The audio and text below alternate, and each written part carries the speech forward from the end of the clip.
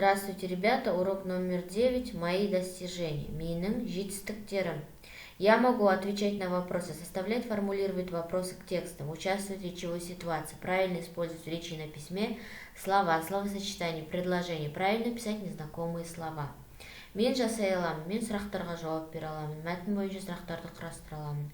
Сөздерді, сөз тіркестерін, сөйлемдерді дұрыс жаза қолдана аламын. Және таныс емес сөздерді дұрыс жаза аламын. Я понимаю содержание устной речи, ключевые идеи текстов, лексические значения слов и словосочетания. Мен түсінемін, ауыз әдебиетінің мазмұнын түсінемін, мәтіндегі кілттік идеялар түсінемін, және сөздер мен сөз тіркестерінің лексикалық мағынасын түсінемін. Упражнение 1. Прочитай. Оқимыз. Столица Казахстана – Астана. Этот прекрасный город расположен в центральной части Казахстана, на берегу реки Есиль. Архитекторы, дизайнеры, строители создали уникальные здания, памятники, скульптуры, парки, цветники и фонтаны. Астана стала крупным деловым центром. Астана – Қазақстанның бас қаласы. Бұл керемет қала Қазақстанның орталығында, Есіл бойының жағасында орналасқан. Сәулетшілер, дизайнерлер, құрылысшылар бұл жерге керемет ғимараттар тұрғызды. Және де бұл жерде ескерткіштер, мүсіндемелер, саябақтар, гүлбақтарын және фонтандарды орнатты. Астана ірі іскерлік орталығына айналды. Ответь на вопросы. Сұраққа жауап бер. Где расположена Астана? Астана қайда орналасқан? Кто создавал уникальные сооружения? Кім керемет ғимараттарды орнатты? Что создавали архитекторы и строители? Сәулетшілер мен құрылысшылар, яғни не орнатты, не жасады? Чем стала Астана? Астана неге айналды? Запиши последнее предложение в тетрадь. Соңғы сөйлемді дәптерге жазып аламыз. Упражнение 2. Установи соответствие. Сәйкестендір. Что символизирует голубой цвет флага? Единство народов, чистота помыслов. Тудағы көк түс нені білдіреді? Ол халықтың бірлігі, ниетінің тазалығын білдіреді. Что символизирует солнце на флаге? Тудағы күннің бейнесі нені білдіреді? Символ жизни и благополучия. Яғни өмір мен берекенің белгісі. Что символизирует орел на флаге? Тудағы бүркіттің бейнесі нені білдіреді? Символ свободы и независимости. Бостандық пен тәуелсіздіктің белгісі. Что символизирует на гербе шаңырақ? Мир, традиция, семейное благополучие. Елтаңбадағы шаңырақ нені білдіреді? Ол бейбітшілік, салт-дәстүр және отбасылық бірлікті білдіреді. Продолжи предложение. Сөйлемді жалғастыр. Уважение к флагу – это уважение к своей стране. Туға деген құрмет – ол өз еліңе деген құрмет. Упражнение 3. Послушай притчу. Өсиет әңгімені тыңда. Отец и сыновья. Отец учил своих сыновей, чтобы они жили в мире и согласии, но сыновья его не слушались и вечно ссорились. Однажды отец попросил сыновей принести веник и сломать его.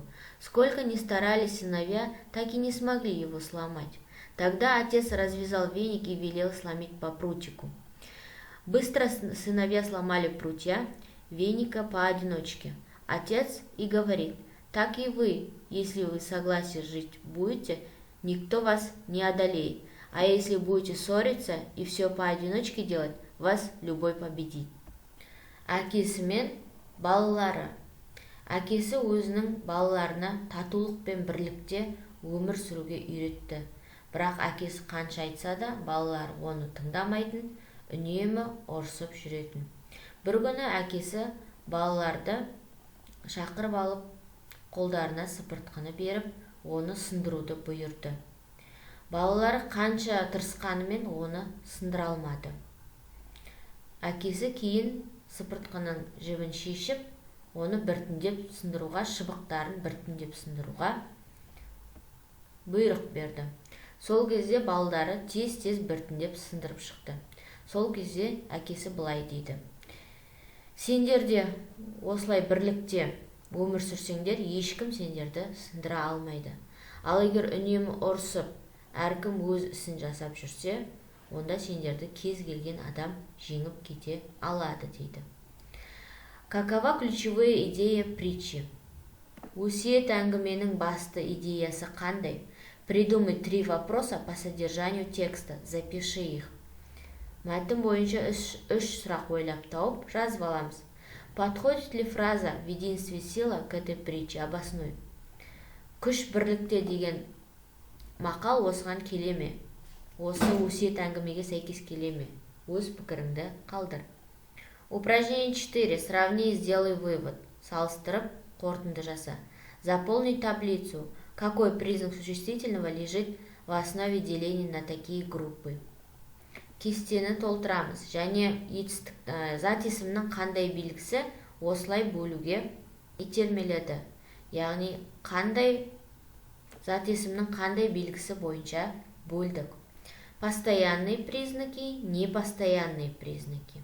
Одушевленные, неодушевленные. Непостоянные признаки – это единственное число и множественное число. Одушевленные существительные – отец, сыновья. Неодушевленный существительный – веник, прутья.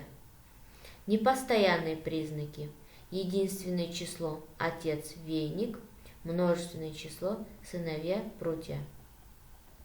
Зат есімнің тұрақты белгілері және тұрақсыз белгісі деп екіге бөлдік. Жанды және жансыз зат есімдер тұрақты белгілері.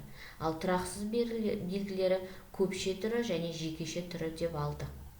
Яғни әкесі, балалары жанды затқа жатады зат есімге, ал жансыз зат есімге бұл сыпыртқы және шыбықтар. Тұрақсыз белгілері жекеше түрде әкесі, әке және сыпыртқы деген сөз, ал көпше түрде балалары және шыбықтар. То есть имена существительные делятся на постоянные признаки и на непостоянные признаки. Зат есім екіге бөлінеді, яғни тұрақты белгілері және тұрақсыз белгілері болып екіге бөлінеді. Все граждане Казахстана имеют равные права. Қазақстанның барлық азаматтары бірдей құқылы. О ком говорится предложение? Сөйлемде кім туралы айтылған? Подчеркни одной чертой. Астын бір сызықпен сызамыз. Все граждане Казахстана. Қазақстанның барлық азаматтары. Что говорится о них? Подчеркни 2 чертами. Олар туралы не айтылған? Астын 2 сызықпен сызамыз. Упражнение 5. Сгруппируй пословицы по смыслу. Мақалды мағынасына қарай топтастырамыз. Любовь к родине у семейного очага зарождается. Отанды сүю отбасынан басталады. Человек без родины, что соловей без леса. Отансыз адам ормансыз бұлбұл. На родине и воздух лекарства. Туған жердің ауасы да шипа. Упражнение 6. Закончи предложение. Сөйлемді аяқта. Моя родина – это Казахстан. Когда я вырасту, то буду ее защищать. Я хочу, чтобы моя страна была независимой, красивой и современной. Я благодарен своей родине за то, что у меня есть дом, семья, дом, друзья. Менің отаным ол Қазақстан. Мен өскенде оны қорғаймын. Менің елім тәуелсіз, әдемі және заманауи болғанын қалаймын. Мен өз отаныма ризамын. Яғни мен өз отанымның арқасында менің отбасым, достарым және үйім бар.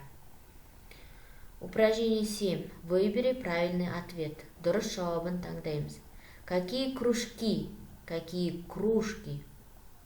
Какие кружки? Правильный вариант Б. Занимательные, интересные. Какие кружки? Правильный вариант А. Стеклянные, чайные. Бірінші сұрақ. Қандай үйірмелер? Қандай үйірмелер? Қызықты үйірмелер. Какие кружки? Стеклянные, чайные. Қандай ыдыс? Яғни шыны және шайдың ыдысы. Урок окончен. До свидания.